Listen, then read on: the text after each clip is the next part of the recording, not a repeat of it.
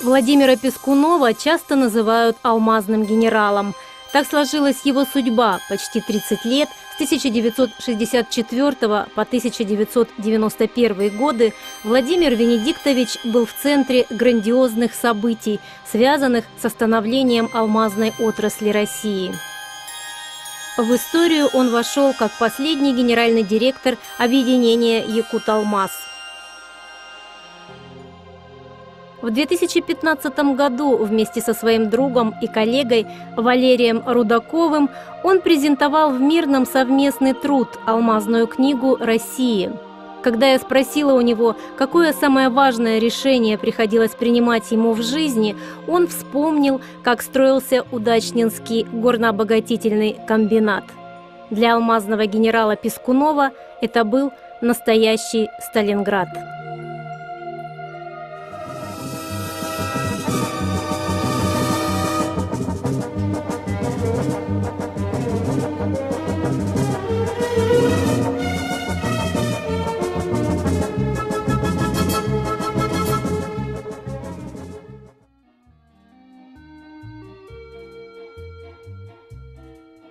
Я работал первым секретарем городского комитета комсомола.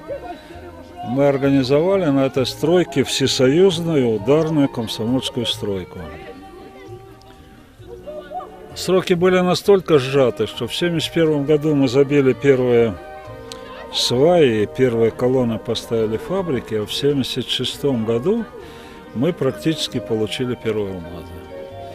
Это был Сталинград, я бы так сказал, для алмазников, когда на этой стройке было сконцентрировано огромное количество людей, огромное количество техники строительной и монтажной. Мы за 2 месяца только в 1974 году перевезли авиацией 42 тысячи тонн металлоконструкции и оборудования. Система работы была такая: все, кто попал на Удачный для строительства, ворота открыты, выезжать с Удачного никому не разрешали без моего разрешения, потому что все было расписано по минутам, по секундам, когда что было, так сказать, планировалось поставить, установить, смонтировать, наладить и так далее и тому подобное. Самый ответственный момент наступил, когда мы практически собрали все оборудование, смонтировали, наладили и готовились, конечно, к пуску этой фабрики. Это был февраль 1976 года. Накануне 26-го съезда КПСС. Уже вписали в доклад генерального секретаря о том, что запускается самая крупная фабрика в мире, 12-я. Уже в докладе там обкома было все записано, что с речь, с которой выступает Гаврилович-Черяев на съезде о запуске самого крупного комбината в мире и, значит, алмазах. И вдруг мороз 70, вернее, в это время 53 градуса перед самым пуском. И не отпускает. Ну, обычно там 10 дней подержится мороз, отпустит. А здесь просто не отпускало.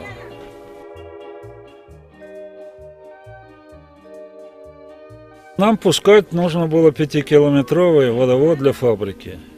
Все водоводы по всем нормам, по всем стандартам запускаются до 7 градусов мороза.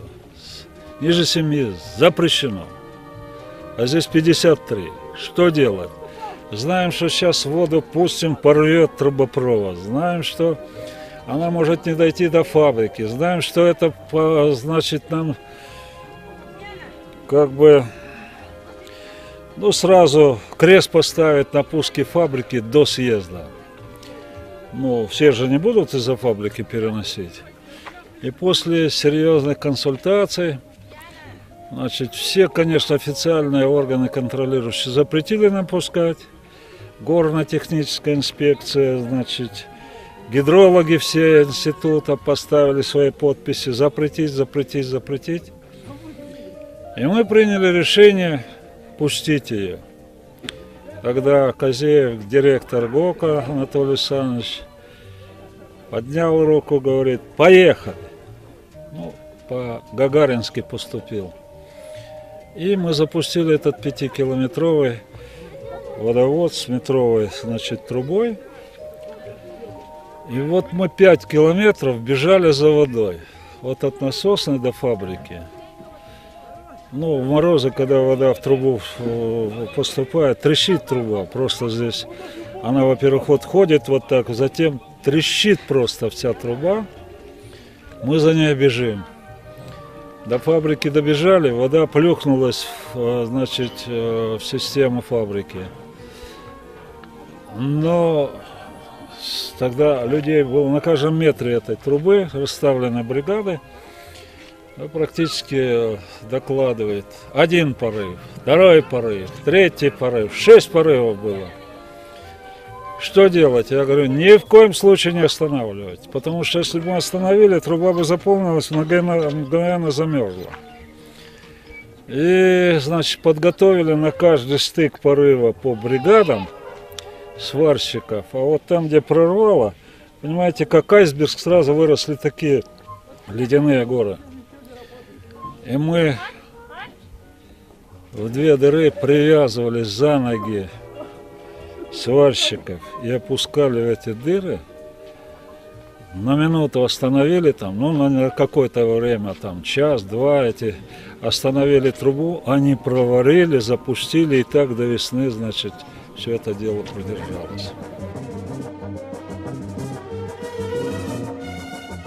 Прибежали мы с Рудаковым, он был тогда, я партийный прораб там, он технический прораб стройки, отвечали за это дело. Вода есть на фабрике, хорошо, давайте ловить алмазы. Мы побежали на хвостопровод смотреть, как она по хвостопроводу в хвостохранилище придет.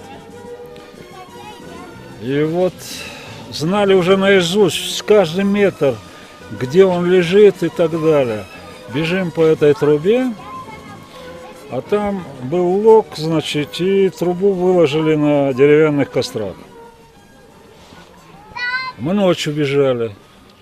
Ну, думаем, здесь ничего, все нормально, по трубе пробежим.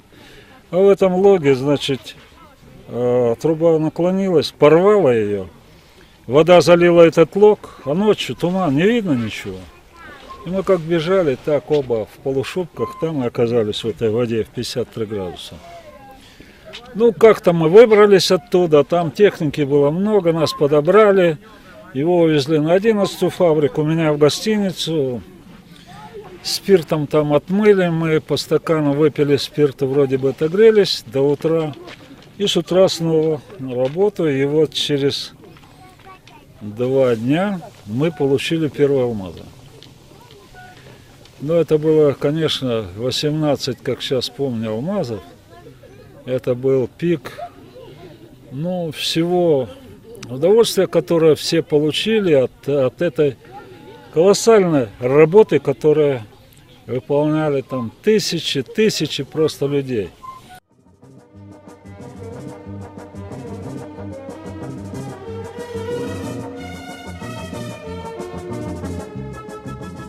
Все общежития мы разместили прямо на фабрике. Люди там жили, люди там работали. Практически это был Сталинград. И вот 18 февраля мы запустили фабрику, получили первые алмазы и доложили. Алмазы получены, фабрика запущена, ну и так далее. Это, конечно, никогда не стереть в памяти этих всех деталей, которые там были. И лица людей, когда мы смотрели, они говорят: Ну, комок к горлу подступается. В каких условиях создали такой огромнейший горно-обогатительный комбинат?